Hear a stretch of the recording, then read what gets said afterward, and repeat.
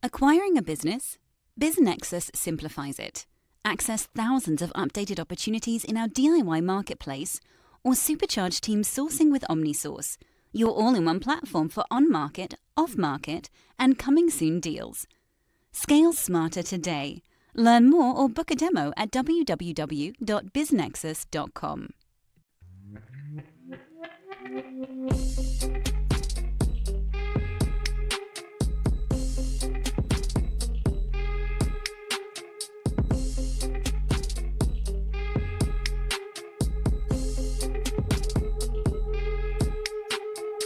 Disclaimer from the always present legal team. Podcast conversations don't necessarily reflect the views of BizNexus Incorporated. Everything you hear is informational news and updates from around the industry. We're not recommending any investments. We're not offering any investment advice. Be sure to do your own homework.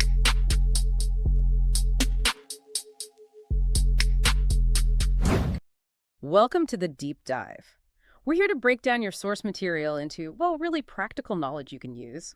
That's the plan. And today, we're tackling a really crucial document if you're thinking about buying or selling a business, especially in that lower middle market space. We're talking about the letter of intent, the LOI. Exactly. And this session is based on some excellent source material you shared, coming from Alexander Callis of Archimax. His firm, they're right in this area, acquiring and scaling enduring SMEs, advising buyers, owners, investors. Right, so perfectly relevant. Our goal today, then, is to really unpack the LOI. We want to pull out the key things you need to know, its strategic importance, what absolutely has to be in it, and maybe just as important, the common traps that can sink a deal early on. Yeah, and particularly for founder-owned businesses, which is common in the lower middle market, this LOI, it's not just legal jargon. It's really the start of often a pretty intense journey. Financially, emotionally, it's a big step. Okay, let's get into it. Why is the LOI so important? I mean, why this document before you really dive deep into the, the heavy lifting of due diligence? Well, it does a few absolutely vital things right up front.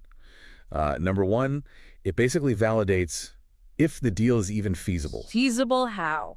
Before you or the seller spend serious time, serious money on that detailed due diligence, really kicking the tires and drafting the massive purchase agreement, the LOI confirms you're sort of on the same page about the big stuff. Like the price range. Exactly. The potential price, the basic structure, are we buying assets or the whole company stock? Key terms like that. It's like a sanity check before everyone commits huge resources. Okay, so it's like a formal handshake saying, all right, we think we agree on the fundamentals. Let's actually spend the money to verify everything instead of just, hoping for the best. Precisely. You avoid wasting potentially months and significant cost pursuing something that was never going to work because of a fundamental disagreement on, say, valuation. Second big point, and this is huge, especially for the buyer, exclusivity. Ah, the no-shop clause. Heard of that? That's the one. It's when the seller formally agrees, okay, for this period, I'm only talking to you. They pause discussions with any other potential buyers. And that gives the buyer... It gives them the critical time and, frankly, the focus needed to do their due diligence properly without worrying that someone else is going to swoop in with a slightly higher offer tomorrow, getting gazumped. Right. How long does that usually last? For these lower middle market deals, the source material suggests a pretty focused period is best, typically 45 to 60 days. Long enough to do the real work, but short enough that things don't drag on and lose steam. Yeah, that makes sense. You wouldn't want to invest weeks, thousands of dollars digging into the financials, only to have the seller say, oops, got a better offer. You really wouldn't. And the third thing the LOI does is it really sets the tone for the whole negotiation. It's the roadmap. How so? There's a great quote in the source material. A clear LOI equals momentum. A vague one equals a mess waiting to happen. Ooh, I like that. Momentum or a mess. Yeah, it sticks, right?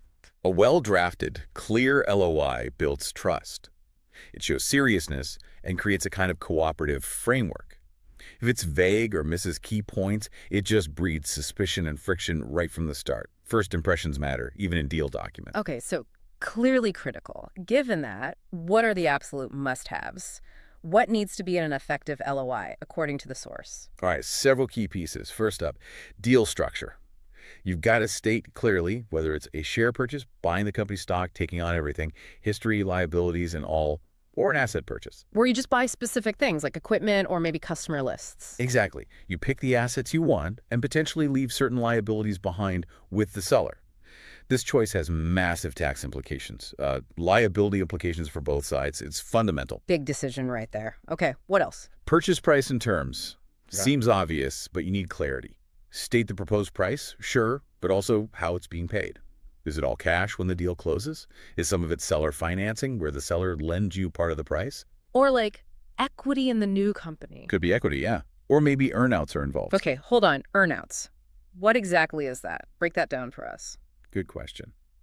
An earnout is basically a part of the purchase price that the seller only gets after the deal closes and if the business hits certain agreed-upon performance targets. Like hitting a certain revenue goal next year. Exactly. Yeah. Revenue targets, profit milestones, something like that, over a set period. It's often used to bridge a gap if the buyer and seller can't quite agree on the valuation today. It also keeps the seller motivated, potentially, if they're staying involved. Gotcha. So if there are things like earnouts or any delayed payments, the LOI needs to be specific. Absolutely. The conditions, the formulas used to calculate it, the timing, all of that needs to be laid out, or at least the framework for it needs to be clear in the LOI. You need to avoid ambiguity there. Right. Not just the headline number, but the how and when, especially if it's not all cash up front. Details prevent fights later. Precisely. Clarity prevents conflict. And as we mentioned, the exclusivity period, that no shop, nail down the duration. Again, 45, 60 days is typical for these SME deals, seems to be the recommendation. Okay, so structure, price, and terms, including things like earnouts and exclusivity, those are core. Now, the source makes this really important distinction. It feels critical. Binding versus non-binding terms. Can you explain that? Yeah, this is absolutely crucial. And messing this up is, well, it's a classic pitfall, leads to legal headaches. The basic idea is some parts of the LOI are legally enforceable promises right away the moment it's signed. Other parts are just proposals, statements of intent. They only become legally binding later if you sign a final definitive purchase agreement. Okay, so which parts are usually not legally binding? The big stuff. Generally, yes. The main commercial terms, the price itself, the deal structure we talked about, share versus asset, how you might adjust the price at closing for things like working capital levels, the payment methods like cash or earnouts. These are typically non-binding proposals. Proposals, okay. And the LOI needs to state that explicitly. Say something like, these terms are non-binding and subject to the execution of a definitive purchase agreement. Why? It gives both sides an out. An out. Yeah. If due diligence turns up something nasty, maybe the financials aren't what they seemed, or there's a big hidden liability, or if you just genuinely can't agree on the final details in the big contract, you're not legally forced to close the deal just because you signed the LOI with a proposed price. That makes perfect sense. Due diligence is for finding things out. If you find something bad, you need to be able to walk away or at least renegotiate without getting sued over that initial LOI number. Exactly. It maintains flexibility. Now, some parts are usually binding. Which ones? These are typically the rules governing the negotiation process itself. The source mentions exclusivity, the promise not to shop the deal, confidentiality, keeping the information shared private, governing law and venue, which laws apply if there's a dispute about the LOI itself and where would that dispute be heard, and expenses, who pays for what costs during this negotiation and diligence phase. So basically, the rules of engagement for the deal process are binding contracts. You got it. The rules of the road are binding, but the destination, the final deal terms, generally isn't binding yet. Not until you sign that final comprehensive purchase agreement. Okay. And how do you make sure everyone knows which is which? A well-drafted LOI makes it super clear. It'll usually separate the binding provisions physically in the document, maybe under a specific heading like binding provisions or in their own section. This avoids any confusion about what you are legally committing to right now versus what's just a framework for discussion. Clarity here is just paramount. Clarity protects everyone. Okay, speaking of things going wrong, what are the common pitfalls? Even with good intentions, where do LOIs trip people up, especially in this lower middle market? The source points out a few common ones. First, like we hinted at, vague or incomplete terms. Leaving things out. Yeah, or just being fuzzy, not specifying how working capital will be adjusted at closing, for example, or being unclear on the exact triggers or math for an earnout. This stuff leads to major misunderstandings later. Trust starts to break down because things weren't clear up front. Both sides might feel the other is trying to pull a fast one. So the devil really is in the details, even at this early stage. You can't just say, subject to working capital. You need to hint at the method. Exactly, or at least state the principle clearly so there's no nasty surprise later. Second pitfall, Overlong exclusivity. Too much of a good thing. Can be. Exclusivity is needed, yes. But tying up a seller for, say, 6 months, that can kill momentum. The deal just drifts. It can also give the buyer too much leverage to try and renegotiate the price downwards, death by 1,000 cuts, based on minor due diligence points.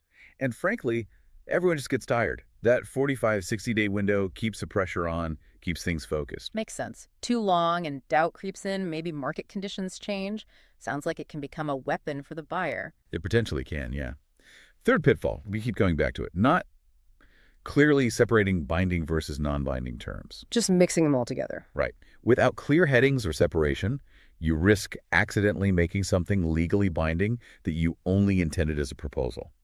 That can lead to really complex, expensive, and unnecessary legal fights. It's a drafting error, pure and simple, but with big consequences. Got it. Get your lawyer to make that separation blindingly obvious. Okay, what's the final crucial pitfall mentioned, especially relevant for founder sellers? This one's huge. Neglecting the human element. Yes. Especially with founder-owned businesses in the lower middle market. For so many founders, this company isn't just a job, it's their baby. Their life's work, their identity. If you, as a buyer, treat the LOI process like just a cold legal checklist and ignore the relationship, ignore the emotions involved, you can kill the deal right there. Even if the terms are good. Even if the terms are good. You're not just buying assets, you're often buying something incredibly personal to someone. You have to acknowledge that, starting right from how you present the LOI. That's a really powerful point. You're dealing with people and their legacies. So, okay, how should a buyer approach presenting an LOI to a founder seller, keeping that human element front and center? The source offers some great advice here. First, do your homework. Before you even draft the LOI, gather enough info to make a credible offer. Show the founder you've actually taken the time to understand their business, what makes it tick, what they've built. Don't just lob in a generic number. It shows respect. Shows you're serious and you actually see the value. Exactly. Second, explain key terms proactively. Look, for many founders, this might be their first and only time selling a business. Terms like working capital adjustment or escrow. Escrow, where some money's held back. Yeah, exactly. Where a portion of the price is held by a neutral third party for a while after closing, just in case unexpected issues pop up. These terms can sound complex or even scary if you haven't seen them before. So take the time to explain why they're standard, how they actually protect both sides. Don't just email the LOI and expect them to figure it out, or rely only on their advisors who might also be less experienced in M&A. So be a bit of a guide, maybe, not just an adversary across the table right away. That's a great way to put it. Be a partner in the process. Third, be flexible. Within reason, of course. How so? Remember, the LOI itself, especially the non-binding parts, is a starting point for negotiation. Be prepared to discuss things. Listen to the founder's concerns. Maybe you can tweak a non-binding term slightly to make them more comfortable. Showing that willingness to listen and find common ground builds huge goodwill. That trust is vital for everything that follows, especially if the founder's sticking around for a bit. Right, that flexibility early on, even on smaller points, probably pays off massively later when the really tough negotiations start, builds that relationship capital. Totally. Sets a collaborative tone. And finally, acknowledge emotions. Selling your life's work is emotional. Give the founder space. Space to read the LOI, talk it over with their family, their advisors. Space to process it. Your goal isn't just to get a signature on the LOI, it's also to start building a positive relationship. That's critical for a smooth transition if the deal closes. That dual goal, secure the deal, start the relationship right, that really captures the nuance needed in this market, doesn't it? It really does. It's business, absolutely, but often with a very significant personal dimension. Now, the source also briefly touched on UK versus US differences in LOIs. That seems pretty important if you're doing any cross-border deals in this space. Yeah, definitely a key point for awareness. The source flags things like enforceability. In the U.S., depending on the exact wording and the state law, there can sometimes be an implied duty to negotiate in good faith, even on the non-binding terms. English law tends to be a bit more black and white. You either have a binding contract or you don't, unless specific clauses are explicitly carved out as binding. Okay, so the same document might be interpreted differently depending on whether it's under, say, New York law or English law. That's a big deal. It really is. Terminology differs too. In the UK, you'll often hear heads of terms or heads of agreement instead of LOI, and they're usually very explicit, often plastering subject to contract, not legally binding, all over the non-binding sections. More belt and braces about the non-binding nature. Seems that way. And the content can differ. U.S. LOIs might sometimes include more detailed legal provisions earlier on. UK heads of terms might be a bit higher level initially, and they more commonly use mechanisms like a locked box for pricing. Okay, locked box. What's that quickly? Right, so a lockbox mechanism fixes the purchase price based on a historical balance sheet date, maybe several months before the deal actually closes. The buyer effectively takes the economic risk and reward of the business from that lockbox date onwards. It's different from the typical U.S. approach, often called completion counts, where the price gets adjusted based on the actual financial position, like working capital, at the closing date. Got it. Different ways to calculate the final price, different jargon, different legal nuances. Exactly. So the big takeaway from the source here is, if you're doing a cross-border deal, absolutely specify the governing law clearly in the LOI, and crucially, get local legal advice. Don't assume the way things work in the U.S. is the same in the UK or vice versa. Excellent advice. Critical point. Okay, let's try and pull this all together. Based on the source material from Alexander Kalis at Archimex, what's the essential LOI checklist for success for you, our listener, when you're looking at buying or maybe selling a founder-owned business, particularly in that lower middle market? All right, based on everything we've covered, here's a practical checklist to keep in mind when you're drafting or reviewing an LOI. Deal structure. Is it share or asset? Be explicit. Impacts tax, liability. Purchase, price, and payment terms. Price, yes, but also how and when. Cash, seller note, equity, earnouts. Spell out conditions for any deferred parts. Clarity is key. Price adjustment mechanism. How will the final price be tuned at closing? Cash-free, debt-free basis with a working capital adjustment, or maybe a locked box. Define the method. Key assets excluded items. Especially for asset deals, what exactly is being bought and what's being left behind? No ambiguity. Founder's role post-closing. What's the plan for the founder? Staying on? For how long? In what capacity? Crucial for continuity in the relationship. Non-compete it, non-solicit. Standard terms to protect the buyer's investment. Needs to be reasonable in scope and duration. Exclusivity period. Define it clearly. That 45-60-day time frame is a good benchmark for SMEs. Keeps things moving. Timeline and conditions to close. What are the major steps and milestones between signing the LOI and closing the deal? What hurdles need clearing? Creates a roadmap. And number 9, maybe the most important structural point. Clear separation of binding versus non-binding provisions. Use headings, make it obvious. Protects everyone. That's a fantastic, really actionable checklist, something concrete you can literally check off as you look at the document. And the source really hammers this home. A well-structured LOI creates a framework that greatly influences the trajectory of the acquisition. Don't rush this critical step. It sets the tone, builds momentum, or creates friction, and really does impact your odds of getting to the finish line successfully. Fantastic. Well, this deep dive into the letter and intent has been incredibly useful. It's so clear this isn't just some preliminary piece of paper. It's really the architectural plan for the entire deal, especially in the lower middle market. Getting it right, technically sound, and human aware seems paramount. Absolutely. Yeah. If you approach this first step thoughtfully, balancing that need for legal precision with the very real human element involved, particularly with founders, that can genuinely make the difference between a deal that falls apart and one that successfully closes. So building on that, here's a final thought for you to mull over. We heard a clear LOI creates momentum, and ignoring the human side is a major pitfall.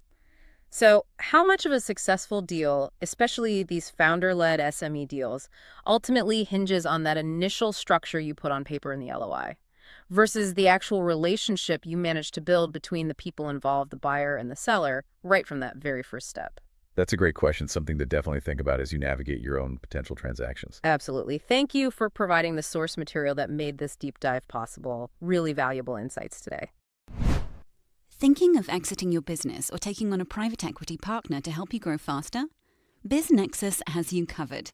Tap into our network of thousands of best-fit investors, acquirers, and proven M&A advisors, and we'll help you begin the relationship confidentially on your terms, your timeline. Learn more at biznexus.com.